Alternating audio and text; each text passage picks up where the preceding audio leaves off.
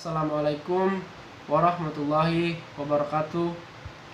Perkenalkan, nama saya Fahman Abdana. Pada kesempatan kali ini, saya akan membahas materi singkat mekanika bahan mengenai gempa tektonik.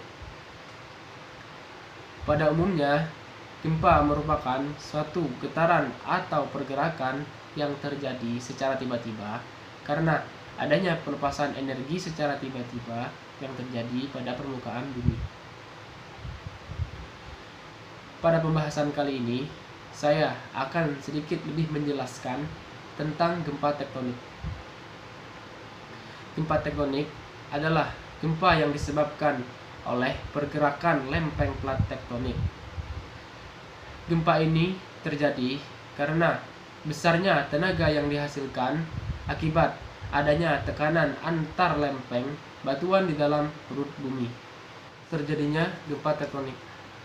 Proses terjadinya gempa tektonik yang pertama karena terdapat lempeng-lempeng tektonik bumi di suatu tempat. Yang kedua, terjadinya gerakan secara mendadak atau tidak mendadak dari lempeng tersebut. Kemudian yang ketiga, terjadinya getaran di permukaan bumi. Untuk karakteristik dari gempa tektonik, yang pertama, disebabkan karena adanya aktivitas lempeng-lempeng tektonik. Kemudian yang kedua, memiliki kekuatan yang sangat besar. Yang ketiga, datangnya secara tiba-tiba. Dan kemudian bersifat merusak. Kemudian ada gerakan lempeng tektonik. Gerakan lempeng tektonik dibagi menjadi 3 macam. Yang pertama, ada gerakan divergen. Gerakan divergen merupakan gerakan lempeng-lempeng tektonik yang saling menjauh. Yang kedua, ada gerakan konvergen. Gerakan konvergen merupakan gerakan lempeng-lempeng tektonik yang saling mendekat. Dan kemudian yang ketiga, ada gerakan transform. Gerakan transform merupakan gerakan lempeng-lempeng tektonik yang saling bergesekan dan berlawanan arah. Kemudian yang terakhir ada dampak.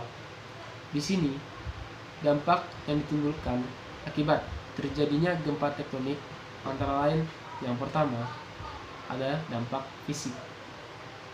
Di sini contohnya dampak fisik adalah runtuhnya bangunan-bangunan, retak hingga hancurnya bangunan. Kemudian yang kedua ada dampak sosial.